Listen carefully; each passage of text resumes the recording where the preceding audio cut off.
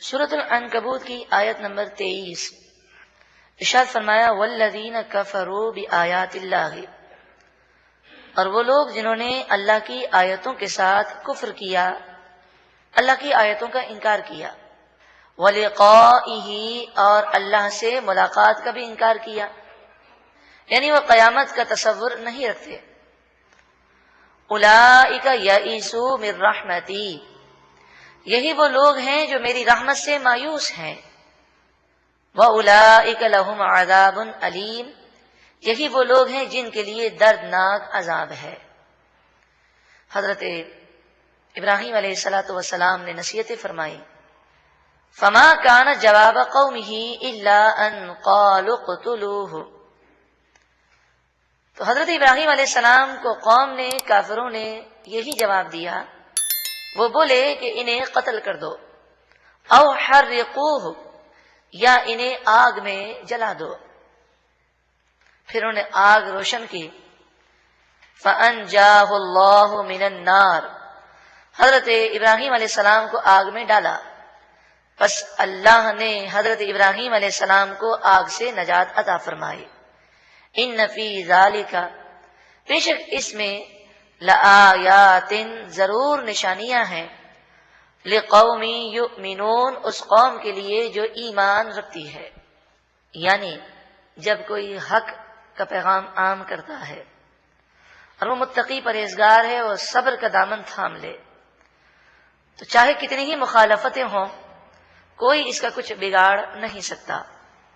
وقال، اور فرمایا حضرت ابراہیم علیہ السلام نے، انما اتخذتم من دون اللہ اوثانا، تم نے اللہ کو چھوڑ کر بے جان بتوں کو خدا بنا لیا، مودۃ بینکم فی الحیات الدنیا، تمہاری محبتیں دنیا کی زندگی میں ہیں، ان بتوں سے تم دنیا کی زندگی میں محبت کرتے ہو، کل بروز قیامت تمہیں ان سے شدید نفرت ہوگی، کیونکہ یہ بت تمہیں عذاب دینے کے لیے آئیں گے۔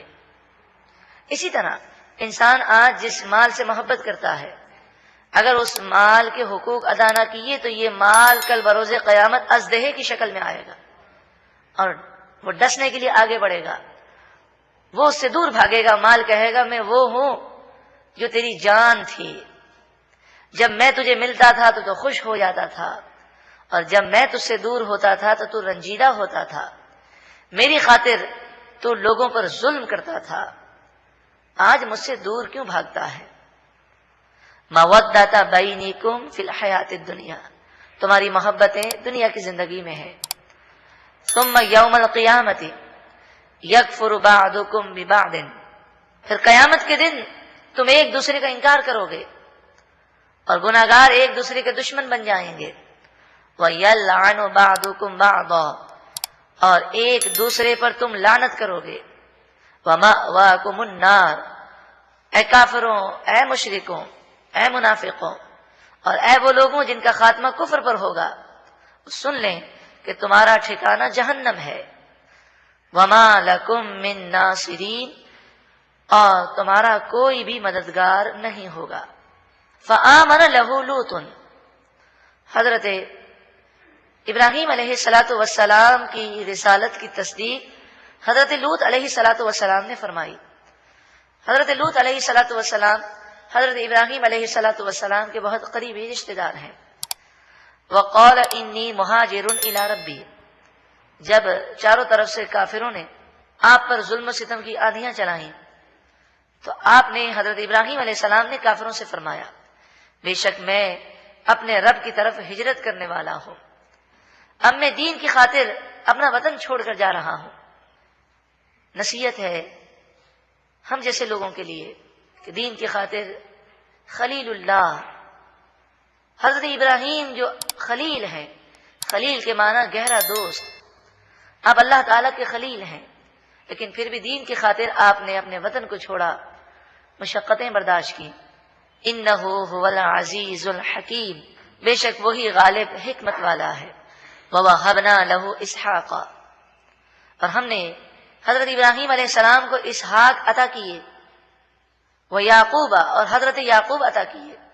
اسحاق بیٹے ہیں اور یعقوب علیہ السلام ابراہیم علیہ السلام کے پوتے ہیں۔ وَجَعَلْنَا فِي ذُرِّيَّتِهِ النُّبُوَّةَ، اور ہم نے اس کی اولاد میں نبوت رکھ دی۔ ابراہیم علیہ السلام کی اولاد میں رب العالمین نے نبوت کو رکھا، والکتابہ، اور کتاب کو رکھا، توریت، زبور، انجیل اور قرآن پاک۔ چاروں کتابیں جن نبیوں پر نازل ہوئی وہ سب حضرت ابراہیم علیہ السلام کی اولاد سے ہیں۔ وَآتَيْنَاهُ أَجْرَهُ فِي الدُّنْيَا، اور ہم نے ابراہیم علیہ السلام کو دنیا کی زندگی میں نیکی کا صلہ عطا فرمایا۔ وَإِنَّهُ فِي الْآخِرَةِ لَمِنَ الصَّالِحِينَ، اور بے شک ابراہیم علیہ السلام آخرت میں ضرور مقرب لوگوں میں سے ہیں، اللہ کی بارگاہ میں بہت قرب رکھنے والے ہیں۔ حضرت نوح علیہ السلام، حضرت ابراہیم علیہ السلام، اب حضرت لوط علیہ السلام کا واقعہ ذکر کیا جاتا ہے۔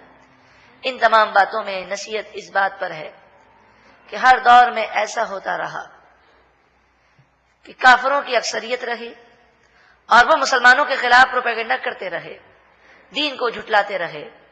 کامیاب وہ ہے جو اس قلیل فانی دنیا کی حقیقت سمجھ کر اللہ کو راضی کرنے والے کام کرنے میں کامیاب ہو جائے، ورنہ دنیا کی دولت، دنیا کا اقتدار تو کافروں کو حضرت نوح علیہ السلام کے دور میں بھی بہت زیادہ ملا ہوا تھا۔ ابراہیم علیہ السلام کے دور میں جو نمرود تھا بادشاہ، وہ پوری دنیا کا بادشاہ تھا، اور یہ کافر یہی کہتے تھے کہ تم لوگ غریب ہو، بظاہر تمہارے پاس دنیا کی دولتیں نہیں ہیں، اس لیے جو عقل ہمارے پاس ہے وہ تمہارے پاس نہیں۔ کافر انتہائی بے عقل لوگ ہیں، اگر عقل ہوتی تو کبھی کفر نہ کرتے۔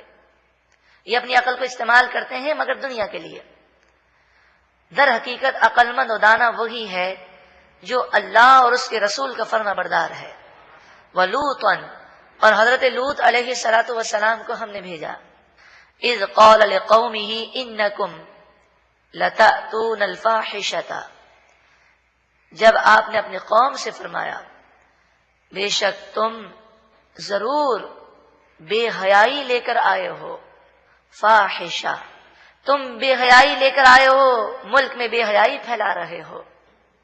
عبرت ہے ان لوگوں کے لیے جو بے حیائی پھیلانے کو براڈ مائنڈڈ، روشن خیالی اور وسیع النظری کا نام دیتے ہیں۔ نام بدلنے سے کوئی بری چیز اچھی نہیں ہو جاتی۔ زہر کا نام اگر رکھ دیا جائے کہ یہ بدن کو تندرست کرنے والی دوائی ہے تو وہ زہر دوائی نہیں بن جاتا، وہ زہر زہر ہی رہتا ہے۔ تو بے حیائی، فحاشی، بے پردگی اور ان گناہوں بھرے ماحول کو چاہے جس قدر اچھا نام دے دیا جائے، یہ تمام چیزیں جہنم میں لے جانے والی ہیں، اور جو ان چیزوں کو پھیلانے کا باعث بن رہے ہیں وہ اپنے لیے جہنم کا گھر بنا رہے ہیں۔ ما سبقکم بہا من احد من العالمین، آپ نے فرمایا کہ تم ایسی بے حیائی لے کر آئے ہو کہ ایسی بے حیائی تو سارے جہاں میں کوئی بھی لے کر نہیں آیا کہ مرد کی طرف بری نیت کے ساتھ اور شہوت کے ساتھ جائے۔ آپ جانتے ہیں حضرت لوط علیہ السلام کے زمانے میں جو کافر تھے، یہ کافر شادی نہیں کرتے تھے، مرد سے شادی کرتا، نعوذ باللہ من ذالک۔ اِنَّکُمْ لَتَأْتُونَ الرِّجَالَ، کیا تم مردوں کے پاس جاتے ہو، وَتَقْطَعُونَ السَّبِيلَ، اور تم راستہ کاٹتے ہو، یعنی ڈاکہ لوگوں پر ڈالتے ہو۔ یہ ڈاکو بھی تھے، ڈاکہ زنی بھی کرتے۔ وَتَأْتُونَ فِي نَادِيكُمُ الْمُنْكَرَ، وَتَأْتُونَ، اور تم کرتے ہو، فی نادیکم، اپنی خاص مجلسوں میں، المنکر، برائیاں۔ انہیں ذرہ برابر بھی شرم نہ تھی۔ یوں سمجھے یورپ کا ماحول اور قوم لوط کی حالت ایک ہی طرح سے تھی، یہ سرے عام گناہ کرتے اور اس میں کوئی شرم انہیں محسوس نہ ہوتی۔ تم مجلسوں کے اندر، اپنی بیٹھک کے اندر گناہ کرتے ہو۔